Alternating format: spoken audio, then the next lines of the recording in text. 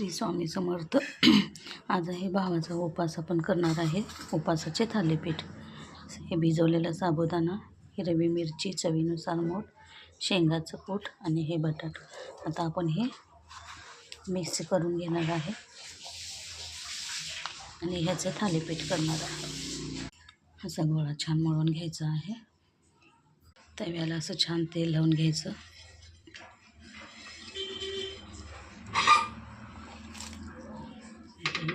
थापटून घ्यायचं. आता असं छान लावून घ्यायचं. तर 5 मिनटं आपण हे वाफलून देणार आहे.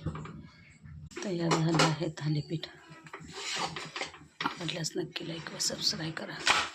मस्त खा, स्वस्त राहा.